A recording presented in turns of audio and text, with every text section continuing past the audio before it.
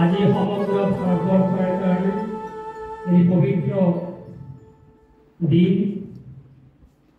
যিটো দিনত আমি উপস্থিত হৈ গৌৰৱ অনুভৱ কৰিব পাৰিছোঁ যে ভাৰতৰ প্ৰথমগৰাকী উপৰাষ্ট্ৰপতি আৰু দ্বিতীয়গৰাকী ৰাষ্ট্ৰপতি গুৰু সৰ্বপল্লী ৰাধাকৃষ্ণনৰ আজি জন্মদিন। তেখেতৰ যি প্ৰসাৰ, শিক্ষাৰ প্ৰতি ধাউতি, শিক্ষাৰ গুৰু, এগৰাকী বিখ্যাত দাৰ্শনিক শিক্ষক, তাৰ চিন্তাধাৰাই তাৰ লগত তুলনা কৰিব নোৱাৰি। সমগ্ৰ দেশক শিক্ষাৰ জগতত কেনে আগবঢ়াই দিব পাৰি সেই কথাতে তেখেতৰ দৰ্শনত পোৱা যায়। আমি আশা কৰি আমাৰ যে নৱগত যিসকল শিক্ষক শিক্ষয়িত্ৰী আছে এখেতসকলৰ প্ৰতিভা বহুত ওপৰত, গতিকে এখেতসকলে যদি এই আশা এই উদ্দেশ্য সফল কৰি যাতে আমি গৌৰৱ বোধ কৰিব পাৰোঁ যে আমাৰ ৰঙিয়া মহকুমাৰ শিক্ষা খণ্ডয়ো এই পুৰস্কাৰ জিলা পৰ্যায়তে নহয়, ৰাজ্যিকতে নহয়, ৰাষ্ট্ৰীয়ভাৱে যে ল'বলৈ সক্ষম হয় সেই আশা আজি এই পবিত্ৰ দিনত লৈছোঁ। নমস্কাৰ। মোৰ চৰকাৰ বিভিন্ন বিদ্যালয়ৰ পৰা বিভিন্ন অঞ্চলৰ পৰা আমাৰ বিদ্যালয়ত অনুষ্ঠিত আজি এই সমন্বয় এলাজৰি সভাত উপস্থিত হোৱাৰ কাৰণে মই প্ৰথমতে ধন্যবাদ জ্ঞাপন কৰিছোঁ। মই আনন্দিত হৈছোঁ আৰু উপভোগ। আহিনৰ শেৱালি, কাতিৰ কঙালী, শৰতৰ দুৰ্গা পূজা, শীতৰ আগমন উপভোগৰ সময়ত মেঘৰ ধেমালি, সন্ধিয়াৰ কুঁৱলী, জোনবাই ফিৰিলি, দুবৰীৰ দিনৰ পূজাৰ প্ৰসাদ জিলাপিৰ সোৱাদ, মানুহৰ সমাগম, উপভোগৰ হাহাকাৰ, লাইটৰ চমৎকাৰ, ফটকাৰ আতচবাজ, বেলুনৰ দৰদাম, পোচাকৰ ধুমধাম, দুৰ্গা পূজাৰ দশমী, পূজাৰ শুৱনি, উপভোগৰ ফুলনি।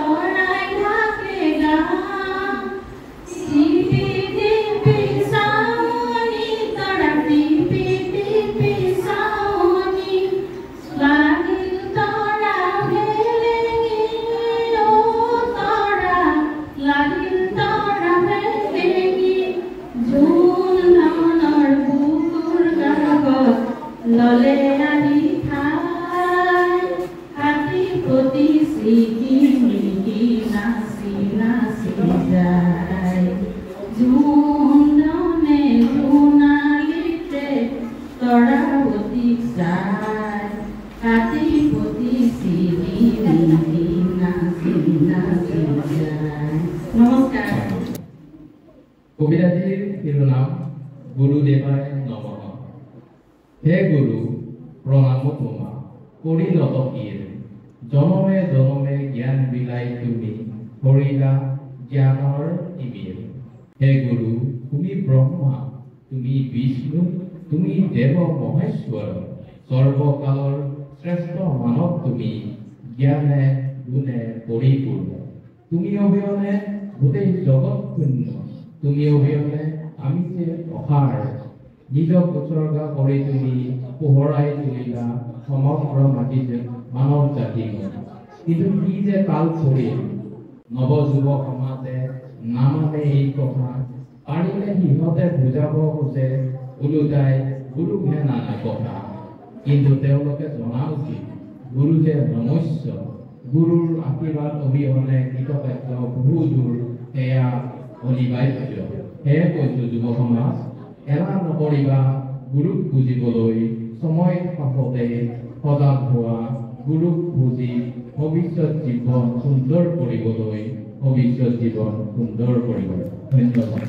এজাৰ ভোলা দেখি বেজাৰ কিয় কৰ, কিয় মনে মাৰিয়া চামৰ দেখি ঐ যিটো মূৰ্ছি। এজাৰ ভোলা দেখি বেজাৰ কিয় কৰ।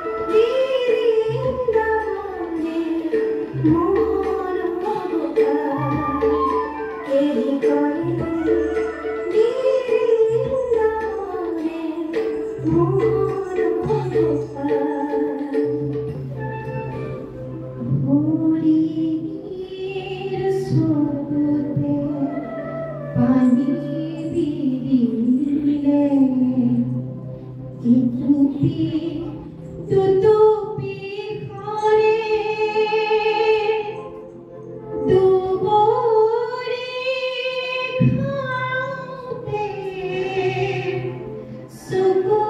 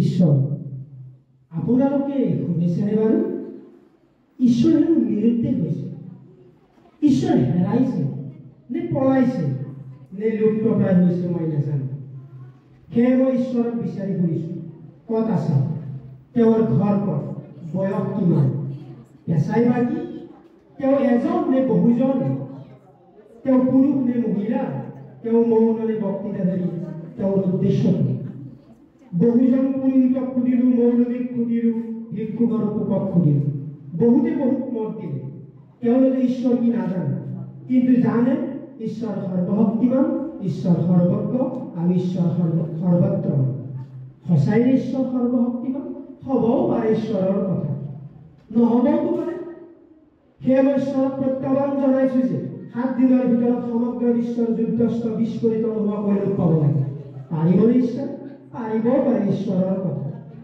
যদি নোৱাৰে যদি কিহৰ ঈশ্বৰ আৰু তেওঁলোকে কয় ঈশ্বৰ সৰ্বজ্ঞ ঈশ্বৰে যদি সকলো জানে তেন্তে আমাক তেওঁৰ হিচাপ বহীটো দেখুৱাব লাগে বিশ্বত নিজৰ স্বাৰ্থৰ হকে ধৰ্মৰ হকে ৰাজনীতিৰ হকে কিমান মিৰি হ'লেও ক'ত কেনেকৈ কাৰ দেশত হত্যা কৰা হৈছে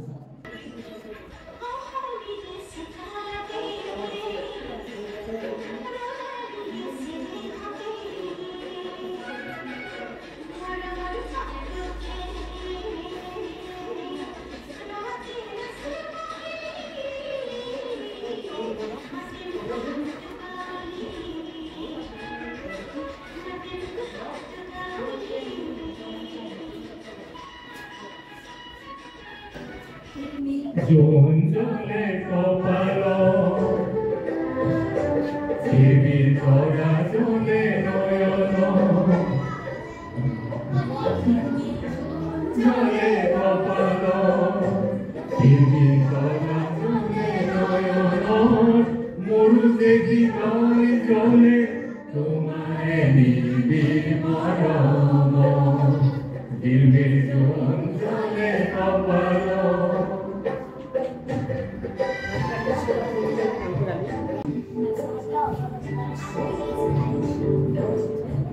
তোমার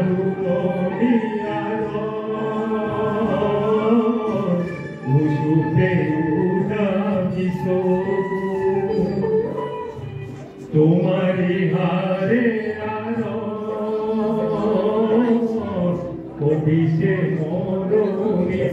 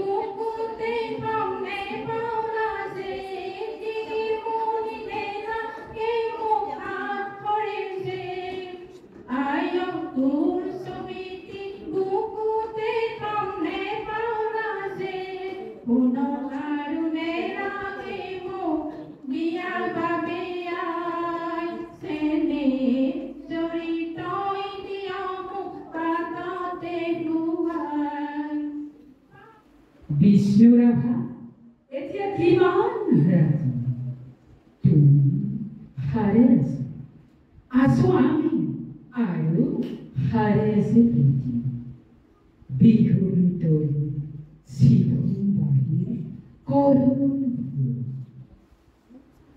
বগা সৰু নাচনৰ তাৰ ভাগে জনমাৰিছো চকুৰ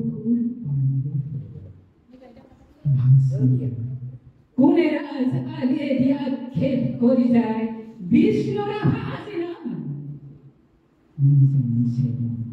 তুমি হারে আছে আর জাগ্রত জনতা নিদ্রাবিহীন রাজি বিষ্ণুরা ভাইয়ের দিয়া কি মান রাজি মোকেজন বগা মানুনিয়া যার রক্ত বগা মোকেজন ওলা মানুনিয়া যার রক্ত কলা যদি দিব পারা প্রতিদান সিদ্ধি সরা হোক অমূল্য পাব পারা মোকেজন বগা মানুনিয়া যার রক্ত বগা মোকেজন কলা মানুনিয়া যার রক্ত কলা যদি দিব পারা প্রতিদান সিদ্ধি সরা হোক অমূল্য